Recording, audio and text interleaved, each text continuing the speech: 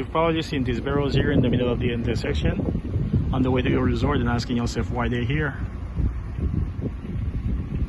But the reason is simple. We've had so many accidents here, and most of them are from motorcycles and scooters,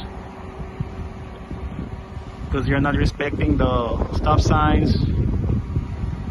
And also we have a lot of crazy drivers coming from the airport also. Oh, well, both ways.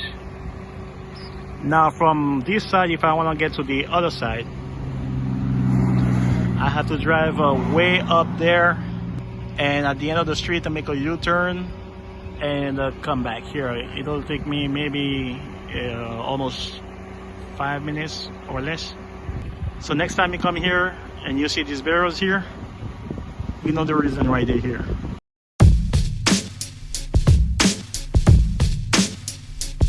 What's up guys, welcome back to my channel. Today is Sunday and I will try to do something different. So instead of boring you with all these coronavirus news, so I've decided why not do a little bit of storytelling. So today I'm going to present to you 3 failed attempts of guests trying to get free compensations. But before that, I need to talk to you a little bit about me. So the reason why I normally make videos about resorts, it's because I know a little something about resorts. See, first I used to go to the resorts as a tourist, enjoying the vacations, the PIñA COLADA, the beach, the pools, the rooms, all the services, all the amenities. I loved it so much, so I decided to study hotels and tourism management, which is a little bit different to when you're actually working in the resort. So with a degree in tourism management and a background in coding and computer science, and I happen to speak 4 languages, but I'm still struggling with English and the accent.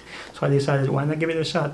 And I started to work in one of the resorts here in Punta Cana. So without further ado, let's dive straight into the storytelling. So I remember this time when the guest spilled a drink, and not far from me I had a mop. So while I'm minding my business, I saw this lady coming to my direction. I can tell miles away that she was very upset for something. And while she was crossing in front of me, I said, "Hi, may I help you?" And she gave me that look. And she kept walking straight to the concierge desk. And all I hear was, "I want to speak with the manager." And the concierge answered back, "How may I help you, ma'am?" Said, "I don't want to talk to you. I want to speak with the manager." And the concierge goes, "Okay, give me 1 second. I'll be right back."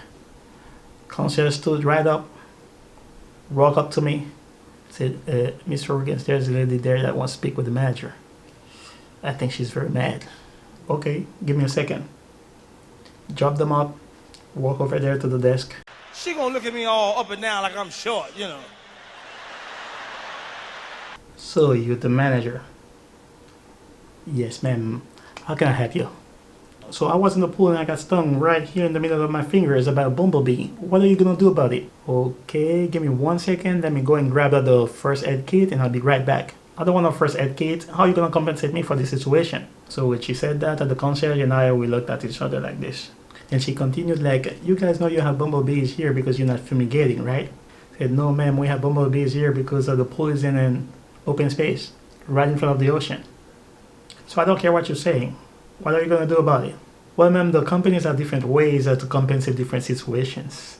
Unfortunately, it turns out that this situation right here doesn't require any compensation at all. This is ridiculous. This place sucks. I'm not coming back here, and you guys gonna hear from me. I'm gonna write all these on TripAdvisor."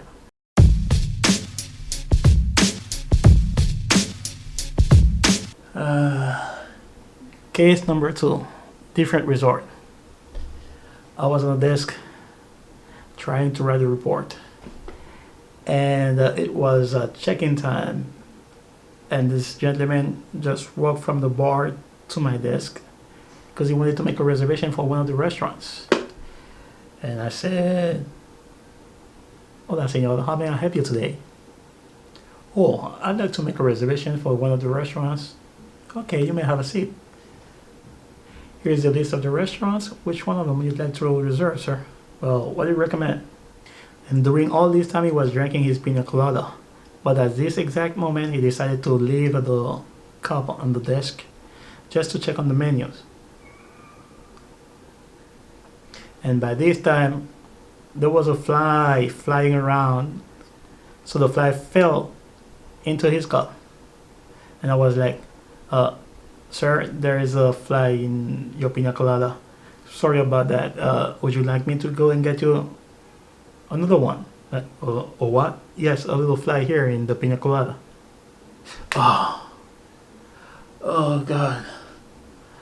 Oh, my head. I don't feel good. I don't feel good. Next time I have a couple of wheelchairs.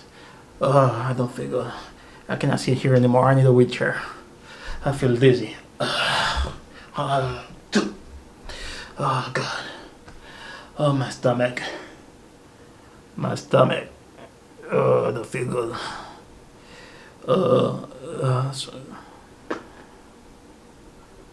Really? Sorry, if you need, I can help you to get to the doctor. Oh, yeah. Help me. Okay, do you have your passport with you? Yes, it's in my bag. Do you have insurance? No, sir, but the medical center is not free, sir. They will charge you at least $165 just to check. What? I need to speak to a manager.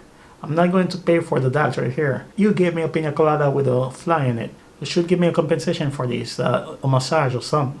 Have you guys ever seen the machine that makes the pina colada? Have you seen it? You think a fly would survive in one of these machines? So I'm the guest services manager, and I'm gonna tell you straight up right now, there won't be any doctor and there won't be any compensation at all.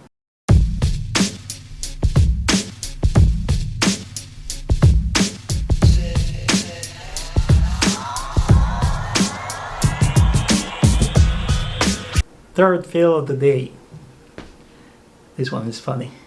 So we had a group of clients that just checked in one of the resorts here, and by the time the bellboy took all the luggages to the room, less than 3 minutes later, they all came back to the front desk screaming, "I got robbed! We got robbed! I got robbed! Oh, they robbed my cell phone, my MacBook, my earpods." Coincidentally, they were all Apple products. So we did all the required procedures. So we asked them to fill out the forms, etc., and asked them also for a couple of days to investigate what really happened. So the next day, we offered them to take them to the police station so that they could fill out a formal complaint. And you know, in the police station, they start asking questions, and also if you had any pictures or anything. It turned out that all the pictures that they had of the stolen products was like this. So the next day, they went back to the lobby and started screaming, "I want my stuff back." So this time the GM came up and said, "Either stop screaming or you leave." After that, we never saw them again or heard from them until they left. They stayed 12 days in the hotel. We only saw them only the first couple of days. That's it, guys. Hope you loved the storytelling today. See you next Sunday for more storytelling and more information about who I am.